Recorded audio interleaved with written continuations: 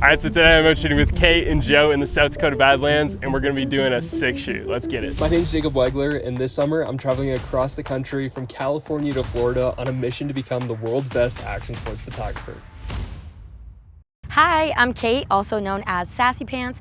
I am a professional motorcycle rider, artist, and business owner within the industry. So we're doing a little photo shoot today just to be inspired and have a bunch of creatives hanging out together. Okay, so we're starting off here in this bit of like a crevice. It's just off the side of the road, and it's kind of hard with national parks because you can't really go too much into the parks, but we're finding cool places like this. Cait just pulled off. We're gonna try shooting here. This is gonna be our first location. We're gonna shoot with this outfit first, and then we're probably gonna change up outfits, and then we're just gonna see kind of how the shoot takes us.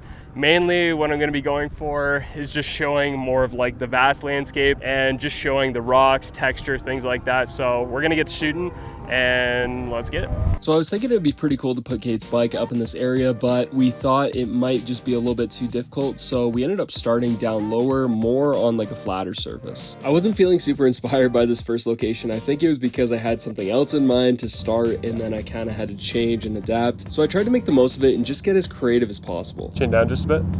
All right.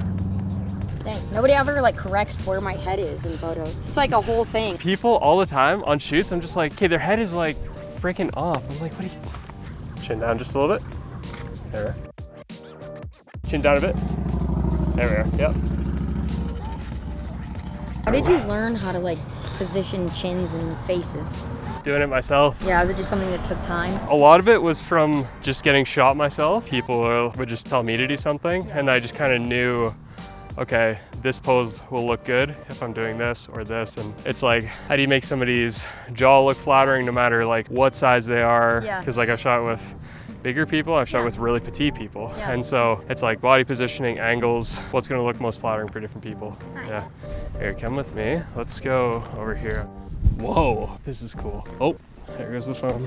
Before I start taking photos, I'll always just stop, look around just to see what the environment's doing and how I can fit my subject into the environment to complement my scene. Holy crap.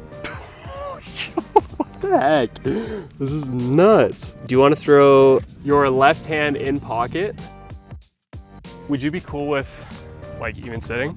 Yeah. I don't want to mess the pants or No, I don't give a lean shit. right back up into that crevice. I know this is gonna like feel weird, Yeah. but I'm gonna get super posy with That's you. fine. Okay, so if you go back, lean into this corner here. Okay. So butt right in the corner there. Yeah, right there. Right there's good. Yeah. And then you want me to lean on this? Lean in. Yeah. Okay, Let's right throw this triangles foot up. somehow. Do you want it higher? I was thinking, Okay. let's just go super weird with it. Yeah, and See if then I can kick this one out. even just out to here or something, you're gonna freaking lose your mind. Where's your right, or your left hand? Yeah, what if you just like rested it up on your hair or something, your hand? Just kind of stagger them. The higher one is your pointer, and then just kind of feather them. One thing I learned when I was doing modeling that not a lot of people think about is hand placement. Oftentimes I find that not a lot of people are comfortable in front of the camera, and so they'll naturally just go to closing their hand into like a fist or grabbing onto something really tight, and their hand placement just looks more unnatural. So a way I found to get around that is just by telling my subject to have a loose hand, just to feather the fingers and keep them really staggered so that it looks more natural. It's insane. Oh, that's really artsy. I like that. We headed off to our next location, and Cait changed outfits, and we want to show more the elegant side of Cait. Now, I know some people are going to be saying, well, this isn't action sports photography, but I'd argue that this is part of who Cait is, and though she loves motorcycles, she also loves to dress up and show an elegant side. So knowing how to shoot a bunch of different environments is going to help you tell a better story. When I shot with John Hebert a couple weeks ago, he had mentioned about going from a 30,000 foot view and then zoning right into your subject, and so I'm taking that approach on the shoot, going wide, and then I'm coming in close. I always love being so close to my subject, and having empty space is really hard for me, so I'm trying to figure out how to shoot that better, and this shoot really helped me dial that in. Even though I'm shooting wide, I'm also thinking about depth. So for example, having rocks in the foreground that could be out of focus, and then having my subject in focus behind is going to create a lot of separation and create a really cool look. So I got to shoot with Jacob in the Badlands, and we were planning on rolling to Montana next, and he didn't have any plans, so we stole him, and he ended up rolling with us. So we spent the last day traveling, but now we are here in Red Lodge, Montana. All right, so we're day 2 in Montana. and we're just checking out a bunch of different cool locations that we saw yesterday. Yesterday was more of a location scouting day, but today we're doing a lot more shooting. First location here, we've got this gorgeous mountain backdrop. We've got this really cool S-curve road here, and then we've got this really awesome abandoned mine down here, and I'm not really sure if we're gonna be able to get in to shoot it, but we're gonna try our best. And we're just gonna kind of go through a bunch of different locations, see what we can find, and we'll just keep shooting.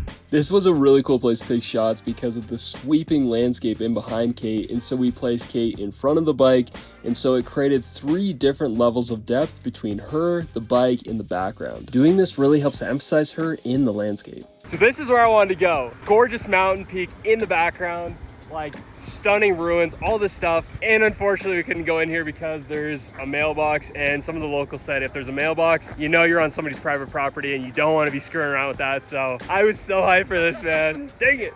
But hey, we're going to another canyon, so let's keep going. Look at that. That's nuts.